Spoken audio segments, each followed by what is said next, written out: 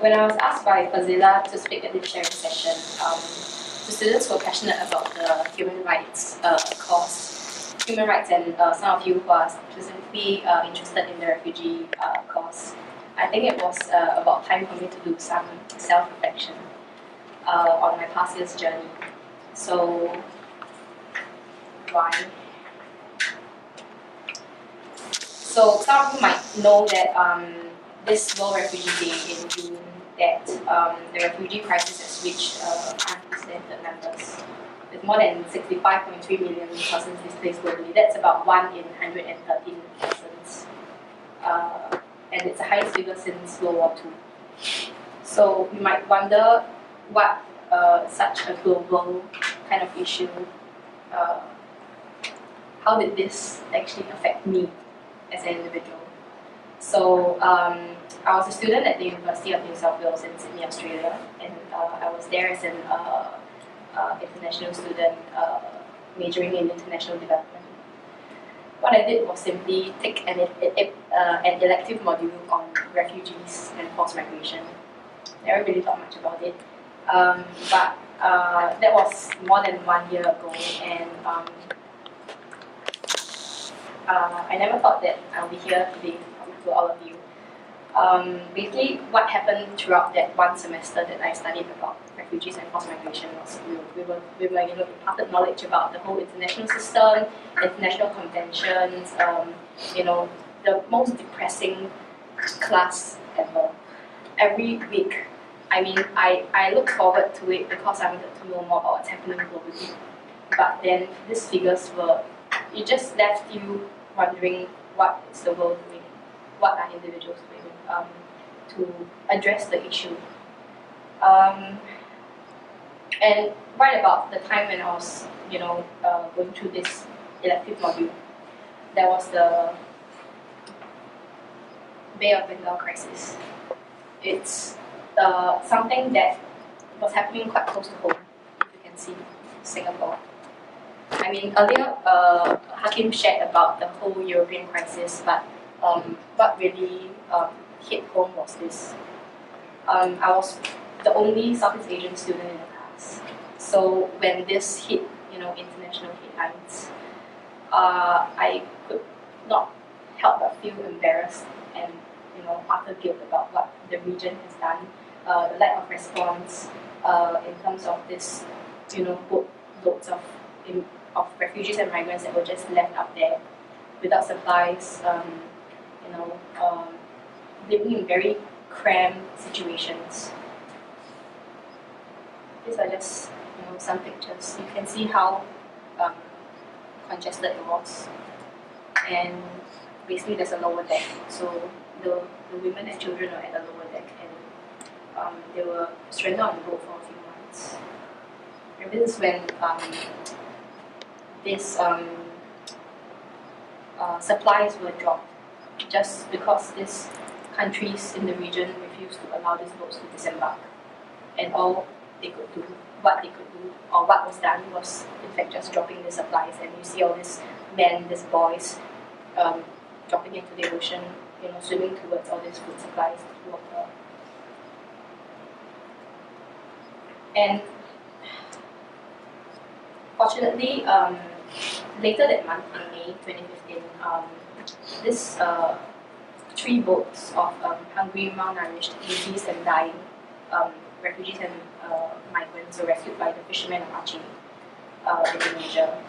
So, I'm not sure if any one of you is familiar that Aceh was affected by the tsunami, the Indian Ocean earthquake and tsunami in 2004. So, considering that a country or a region has been impacted by a natural disaster, and their willingness to extend their helping hand to rescue people, to house them, it's one hell of an act of humanitarianism, which I think makes all of us feel like wondering what else we can do, or what we would do if we were given an opportunity to. So I managed to get through that semester of class, learning a lot more, hearing a lot of views of individuals, but I knew that that was just the beginning of what I was about to go into. So I continued, exploring opportunities. I was in Sydney, Australia, so there were quite a significant number of refugees, asylum seekers that were living in the community. They were pending processing. Their asylum applications were in process. So, and I did not mention this. Anyone saw this article last year? Well, very simply, when I saw these headlines, I could not really pull myself to read the article, but first I saw the Facebook comments. And Singaporeans are vocal, but perhaps not very constructively. They say like, yes, I think it's a good decision made that we don't accept refugees and this and that. But I think that is not a very good reason to say that Singapore is a small country with limited land. I will go on to that to explain why. And so, back to what I was talking about. So, I think I'm quite privileged to be in Australia because there are a lot of ground movements, ground initiatives, volunteer groups. People just like us is purely volunteer-run group. They started hosting refugee talks whereby they invite former refugees, asylum seekers to share their stories. And I was at this particular sharing session where I had the chance to hear from 2 Rohingya refugees.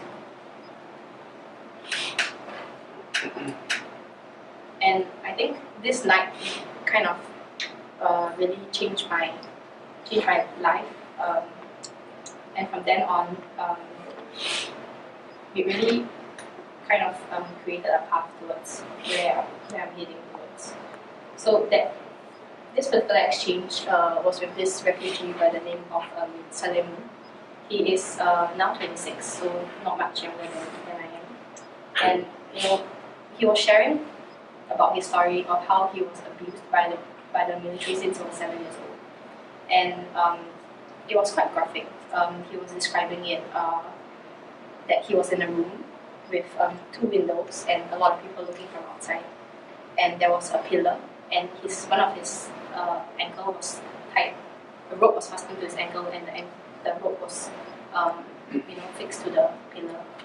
And so the whole time there were a few this military men. They were holding on to these long sticks, and they were just hitting him. And all he could do was just run around the pillar. But that was this one particular incident that he described. And I think it really kind of stirred up emotions within me, because I cannot imagine having gone through something like that, to go through even more difficulties and challenges in life. So later on, his mother sent him with his younger brother to Bangladesh. So from the Rakhine state in Myanmar, across the border to Bangladesh, where they took a boat. But they couldn't go far enough, so they docked off in Thailand, and we took the journey through Thailand to Malaysia. And in Malaysia, that was when he lived there for about 5 years with his younger brother. He was just a teenager when he started taking the journey, and again, I couldn't imagine myself going through that and coming out on the other side of life. So it really made me think about it, and I had the conversation. I had the privilege to speak to him after that, and I did introduce myself. I say, I'm from Singapore. And he goes like, oh, I was in Malaysia. It's very close to Singapore, right? And then, yeah, guilty. It's just all the guilt. But towards the end of the evening, I did ask him, so what do you think I can do? He said very simply, and I think this might not mean much, but it might not mean much to any one of us, but it means a lot to them that their story be told. that people learn about what's happening. When often you see these headlines, this loads of people, um, it's difficult to form an immediate connection to them. If you haven't had the chance to listen to them. But I did, so I decided that there was something that I needed to do. So when I returned to Singapore last year, I was thinking, okay, I need to start working. I couldn't afford to do an internship with VNH here in Malaysia, Bangkok. There weren't any local groups or organizations that were working on this cause.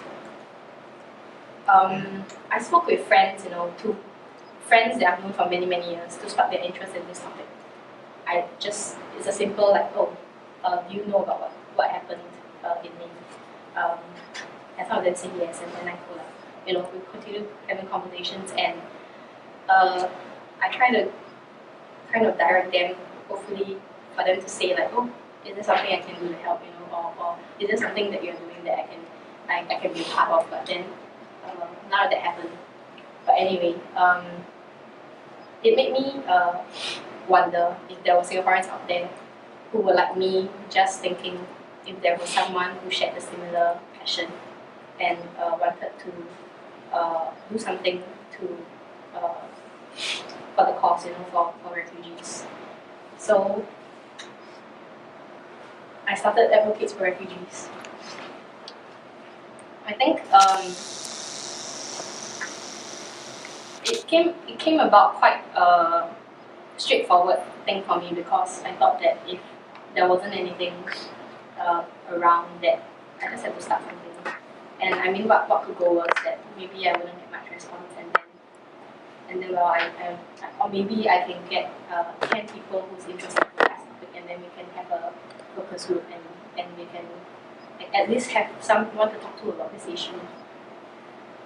But it's a Facebook group, very simple, using social media to gather people with like-minded people. But what grew from this was individuals started coming together, and we formed a movement. So these people that came together, they are from all walks of life, mostly young people, which is very encouraging, like all of you here tonight, who have had some personal experience with refugees, or who have actually studied or worked in a capacity that allowed for them to work on this topic extensively in research, in an international organization. So what we all believed in is that beneath this whole politicizing of this refugee crisis, that there is a humanitarian phase to it.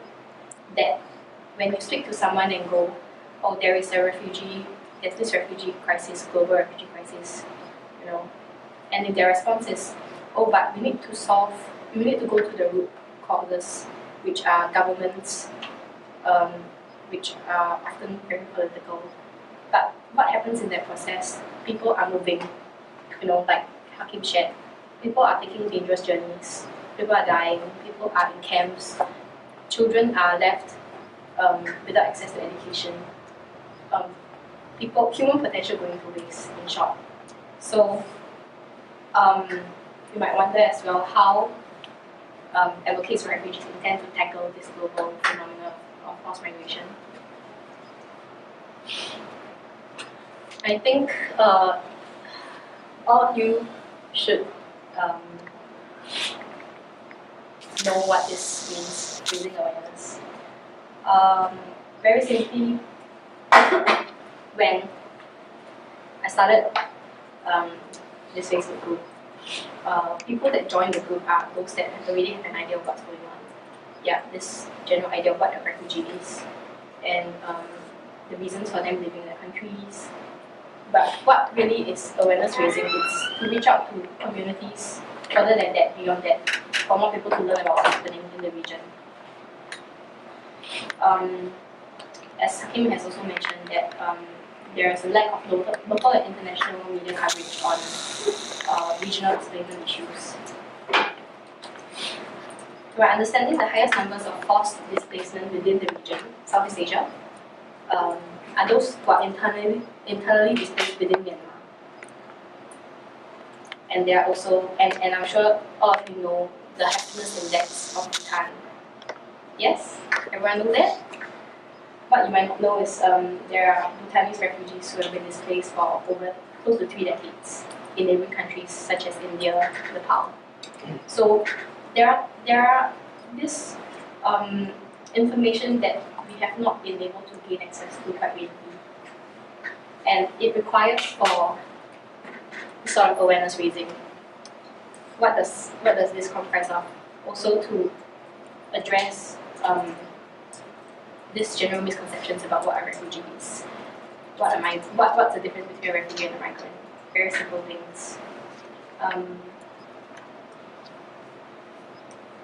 And also just like to draw attention to the fact that in Malaysia alone there are currently more than 150,000 refugees living in urban resettlements. It's very simple it's like a weekend destination for Singaporeans to just take a coach or just cross over into Johor, right? But since I've learned about these numbers, whenever I go to Malaysia, I look around and I wonder, are there any refugees that are around me? But the thing is, you don't actually see refugees. You don't see these labels like, oh, you are a Chinese, you are a researcher, you're a lecturer, you're a refugee. You don't see that. It's just that they are invisible. And it goes to show how difficult and challenging it is to kind of make this issue visible, make this issue more just really more tangible, and with the fact that they are really close to us, it goes to show that I guess there's lesser excuses to say that, oh, it's too far away and maybe we can do something about it. So, in fact, awareness raising is important because if people don't know, you can't really blame them for not doing anything about it, right? So, as part of this awareness raising, as mentioned before in the introductions, we had our first event at the Refugee Awareness Week. And throughout this week, what we actually intended to do was simply to present or create opportunities for sharing, for exchanges on these issues happening not just in the region but also globally. So there was an artwork sharing session whereby we talked about these different paintings, the Afghan girl, and the stories behind it. So really using different mediums to reach out to different groups of people, so on and so forth. So what was particularly significant for me was the panel discussion, because we had the honor of inviting one of our Member of Parliament, Lewis, who did not say much actually. All he did was say that he was there because he wanted to listen to Singaporeans and what their views were and what they had to say about forced displacement in Southeast Asia. But also we had humanitarian worker, we had Lillian Tan from the Yayasan Atanyo, and we also had NTU students who came up with this documentary, Kamula Jami, for their final project, which I'm sure if Mathilda has the opportunity, you would do a screening in NTU. Yeah. Yeah. And so it was also at this event that I had the chance to meet with Mathilda, who I find is as passionate, if not more, about this refugee cause than I am. So I think we need to acknowledge that and congratulate Mathilda and her team for establishing this work here at NTU.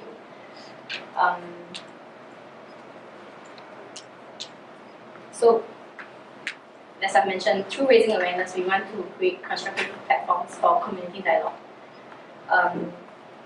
And simply a sharing session like tonight can allow for that kind of exchange of ideas and knowledge and views. And the next thing that I was going to talk about was breaking down the issue and create connections. So how the challenge that we continue to face is to make this issue relatable to any ordinary Singaporeans or individuals living in Singapore. So the most common question, or at least the facial expression, tells me someone when I talk to someone about this issue is, why should I care about this? And how does it concern me? It's not a bread and butter issue. And my response has always been quite clear cut. It's imagine, what happens in one day if you're forced to leave Singapore due to natural disaster or conflict. Would you want other countries to extend a helping hand? It's very simple. It's the idea of putting yourself in someone's shoes and just imagining, in that situation, what would you like to have done?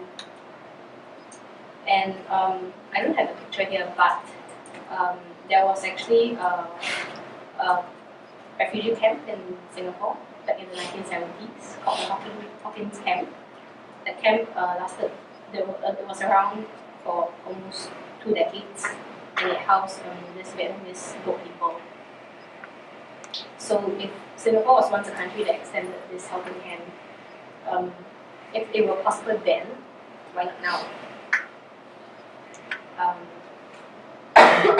So there are these conversations that we want to continue having to negotiate and find possible solutions to address the issues and the consequences of forced migration. So lastly, you may wonder, after learning more about the issue, what more you can do? How can I help? What are some actions or solutions? Think about it. You need to ask yourself what skills you have.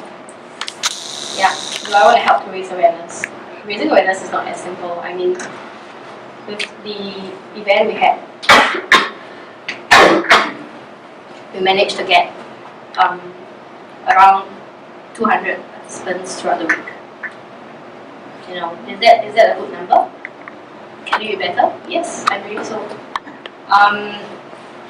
Do I have the skills to lobby with politicians or the government? I think this is something that's quite new in Singapore, considering that we are quite comfortable where we are, and quite often I used to wonder what meet the people sessions are for.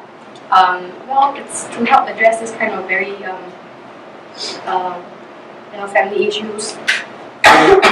Issues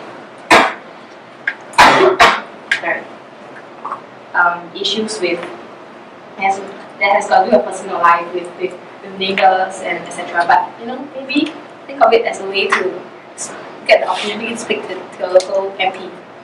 Say, hey, there is a group of us living in your constituency that's keen on this issue. Are you keen on joining us for a dialogue?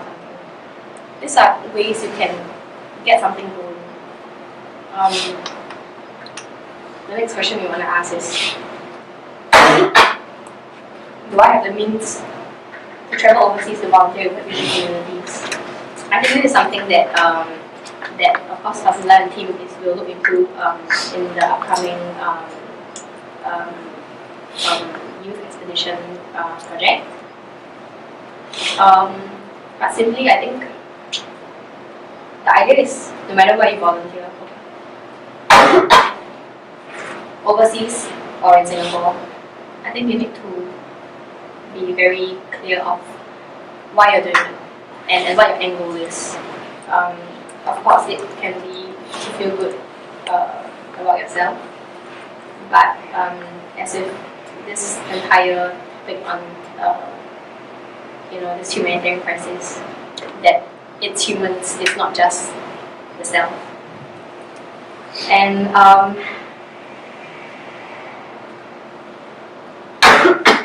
of course, I'd just like to share what is upcoming with Advocates for Refugees. So we had the opportunity to get in touch with this Rohingya Peace Institute, which is a school that's set up for refugees, by refugees for refugee children. So you'll be surprised, maybe some of you will be surprised to learn that there's such an initiative, but what this goes to show is that these people really want and will do whatever they can to serve their community. So they're not people just waiting for handouts. They're not people who are just like oh, I've gone through so much, please help me. But really empowering them with the skills. By means of supporting, we are looking into providing them with, uh, and we have already had volunteers who are experienced in American curriculums to help them plan that well. For them to have sustainable ways of running the school. There's also an upcoming volunteer trip to Aceh, Indonesia, with the Member of Parliament. So there is plenty that can be done, but of course, when you're looking at it as an individual, you really need to take the time to step out of your comfort zone, really to stay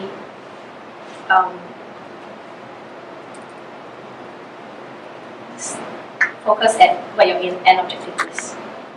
There's also looking into collaboration with UNICEF's International Affairs Society, which maybe have that. This is something that you start thinking about.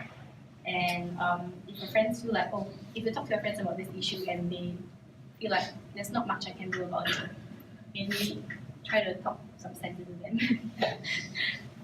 I don't think I was trying to talk sense into you, but I guess just sharing my experience, and I hope that, and I look forward to your contributions to the United Nations Students Association. Thank you.